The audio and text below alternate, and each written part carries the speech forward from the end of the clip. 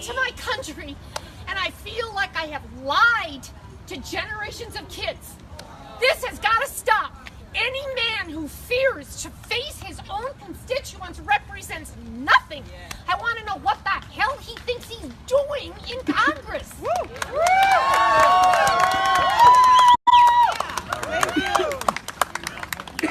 Hi, I'm Mark Frisconi from the Indivisible group up in Egan and Burnsville called IREV. We got a lot of our members down here. I just wanted to come down, guys, give you a report of what we just came from. We just went to the Wabasha Town Hall, and it was a small venue like this one. Had about 20 people in it. They actually ejected a 7-year-old. What? Yes, What? they ejected a 7-year-old during the meeting. So these guys are not real serious about what they're doing. I asked their campaign manager or their office manager why nobody from our group got tickets into this thing, and why, if you look, Jason's crew is just walking in the door now. The guys with the ball caps, they're at everything. Every one of his guys got tickets, and they got tickets at the last one, and I suspect they'll have tickets at the next one, but none of us get the tickets to go in and ask our congressman what's what. So I just wanted to give you guys that update. Thank you. Thank you.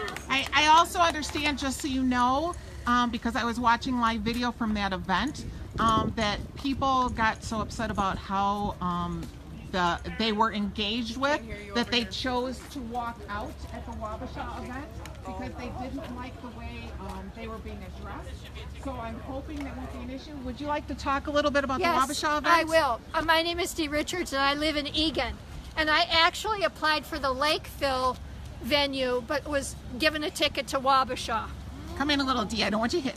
And I had called their office immediately and told them what had happened, and was told that they would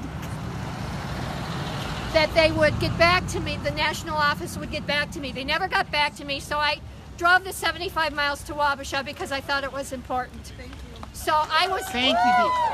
So I was at the venue, and I would call it a sham town hall because it was tightly controlled.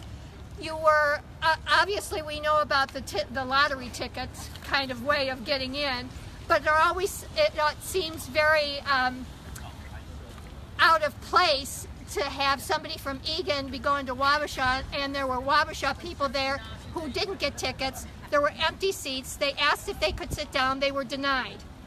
They asked twice and they were denied, even though there were a number of empty seats in the venue, and they lived there. And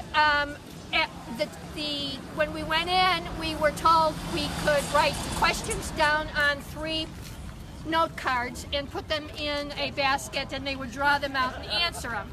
We were also told that if we wanted to, we could get up and give 60 seconds speech to him, and he would listen. I guess that was supposed to be the dialogue portion of it. But there was absolutely no rhyme or reason to what we were doing there, or to any of what they were asking of us. So a few of us, and I included, got up and said a few words and asked him a few questions, and I did point out that the way he is holding these venues in private are making sure that a lot of his constituents are not able to attend them. He never really addressed that. I wrote 6 questions out. None of them were ever chosen out of the hat. And it was very difficult because he then gave a speech, and it was pretty much the Jason Lewis show. It was just like his radio show, only a live performance. So it was more talking than listening. It was talking at us, and if anybody tried to disagree with him, his staff ran over to tell us to please respect the rules of the venue, which was you were not supposed to answer. That was supposed to be a dialogue. That's no dialogue. That's a one-way communication. So there was some frustration, and 2 people did get up and walk out, and they were being very respectful.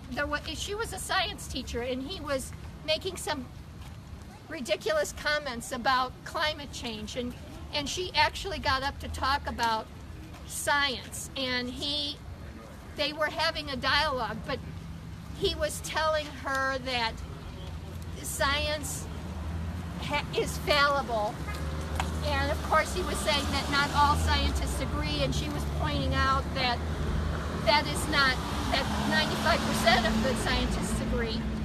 But there was no animosity from her point. She was very frustrated. She was very quiet about what she was saying, but she got so frustrated she walked out, and another person walked out with her.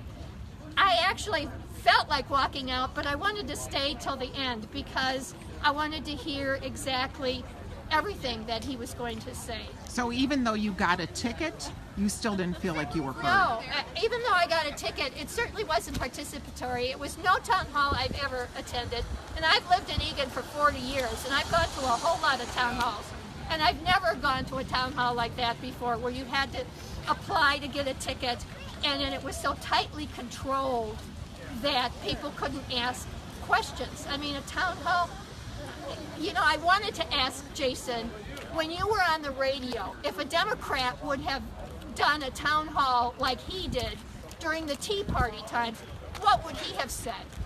We all know he would have vilified them for this kind of process, and he would have been telling them how afraid they are to speak to constituents, and that's exactly what it looked like. It was just the most ridiculous show that I've ever been at, and that's all I can say is that it was just a show, and it's all one-way communication so that he can talk about his GOP talking points. Thank you.